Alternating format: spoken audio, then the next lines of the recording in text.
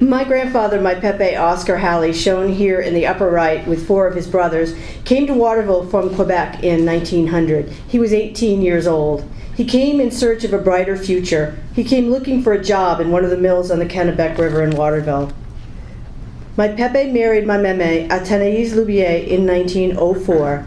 By then, his family had moved back to Quebec as the economy there had improved. Pepe stayed behind. He later said, "I had a good job and a good wife. What more did I need?"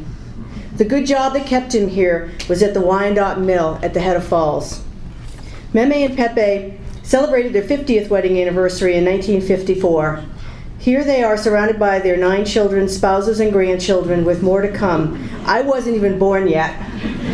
Today their descendants number in the hundreds and live all over the world, all because Pepe found a good wife and a good job at the Wyandotte Mills at Head of Falls.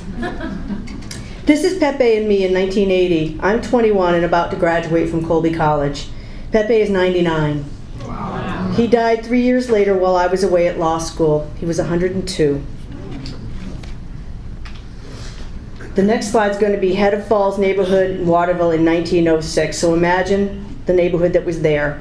Working class families, many of Lebanese descent, lived here within walking distance of the mills. Like my family and many others, they came here from somewhere else, drawn by the dream of prosperity and a better life for their children. The story of the Head of Falls is the story of Waterville. Indeed, it is the story of America. The 2-cent bridge was built in 1901 and allowed pedestrians to travel to and from work across the Kennebec, some to the Wyandotte Mill you see here. It is the oldest surviving pedestrian toll bridge in the country. The Wyandotte Mill was still going strong in 1954, but it was not a particularly welcoming sight with its imposing facade. It was still a good source of local jobs, but the aging mill and substandard housing stock that surrounded it looked more and more out of place in the thriving downtown of Waterville of the 1960s. Urban renewal was the cry of the day in the 1960s as the city leaders redesigned downtown to respond to the new malls that lured shoppers away. In the name of progress, the city demolished the Head of Falls neighborhood and relocated the families that lived there. The city burned the Wyandotte Mill to the ground in 1973.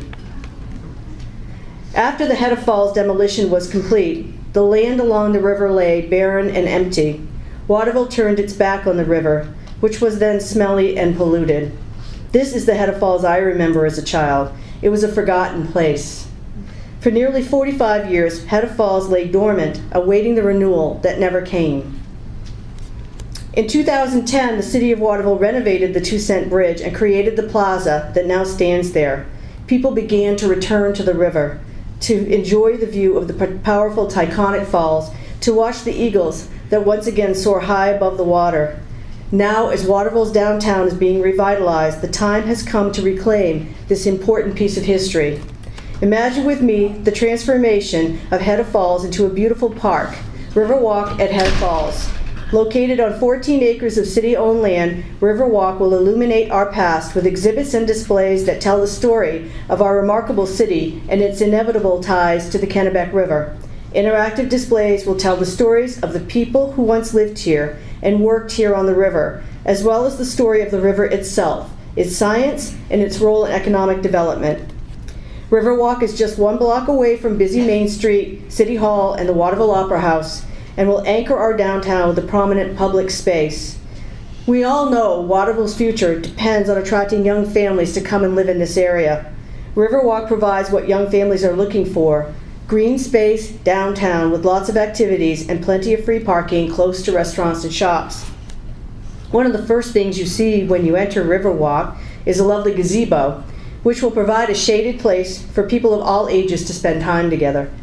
Art installations and decorative lighting will enhance the entire walkway, adjacent parking, and the 2-cent bridge. The children's play area, shown here, will offer abundant spaces for families to explore. Interactive play features will bring the river and its history to life for young children. Children can play on these logs. This is called the log drive, and children can play on the logs there, and it's intended to evoke the log drives of yesteryear that brought the logs down from the forests of the north to the paper mills. The children's play area can be used for a variety of programs and activities presented by partners like the Waterville Public Library, the Children's Discovery Museum, the Historical Society, and others. It can be kind of an outdoor classroom.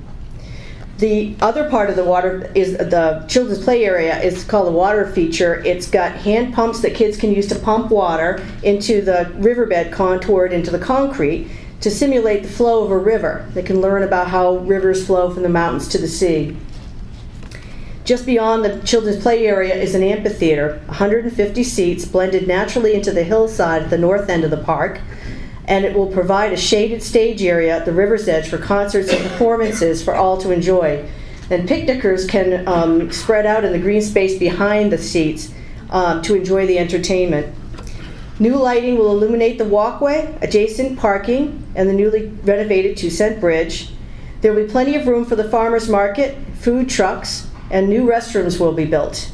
The Head of Falls will become the choice location for a location of choice where we will gather as a community for outdoor activities.